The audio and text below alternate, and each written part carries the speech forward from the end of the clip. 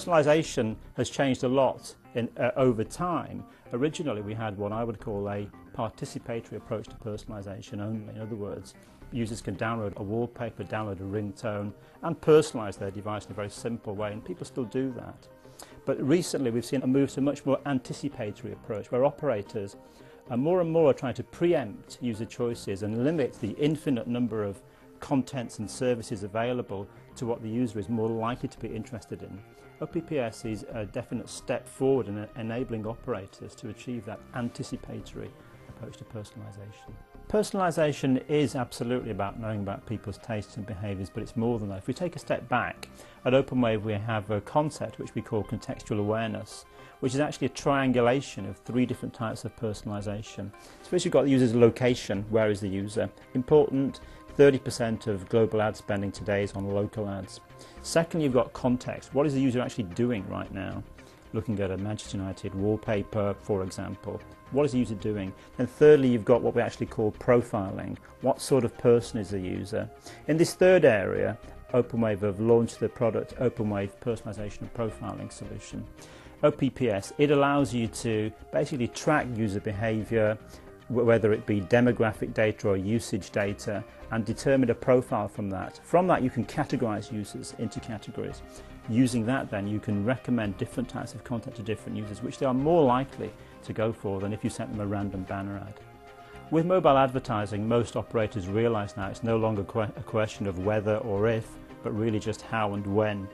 And we've seen a lot of announcements in the last year from a lot of operators in this area, but interestingly also a lot of announcements from non-traditional players, so the big search engines, also MVNOs such as Blick, and some of the internet services such as MySpace, Facebook, all making moves in this space.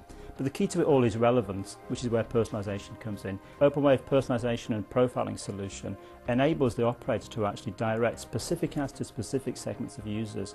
So 3 or 5 different users going to the same site, downloading the same content, can see literally 3 or 5 different ads all directed at them. Contextual merchandising from Openwave is one response to advertising. It works in a very different way to profiling and personalisation, asks a different question. Profiling says, what sort of person is this? What have they done in the past? Contextual merchandising just says, what are you doing right now? I'm looking at an Inter Milan football site, so it's okay to recommend Premiership scores, for example. It's contextual. And secondly, contextual merchandising from Openwave goes across all services. So it's about contextual ads when you're web browsing, it's about contextual offers and recommendations when you're doing email using our rich mail solution, and it's even about contextual ads on the device itself through the use of widgets and widget technologies from Openwave. Openwave widgets, which are based on Ajax technology, are basically a way of getting lightweight applications onto the handset, so scores, weather, stock quotes, things like that on the handset directly. They are absolutely another way of doing personalisation, but a very complementary way to the ways I've described so far. I think there have been a number of advances in people's thinking on personalisation in the last 12 months. First of all, operators I think now realise very clearly that it's no good just placing a plethora of content and services in front of people and expecting them somehow to find what they're interested in. It just doesn't work. Actually, choice is a bad thing in this sense. And we need to get much more intelligent about managing the shelf space on a device, and it's very small shelf space, and trying to fill it with material which the user is more likely to be interested in. Secondly, I think we've also seen from other industries, using personalisation, it is absolutely possible and achievable to monetize the long tail of content. So this is about getting users from the 2 or 3 things that they generally do to look at content and services which they are very likely to be interested in, but they will never find on their own because it's too hard. It's called monetizing the long tail, and it works in other industries. We've seen that.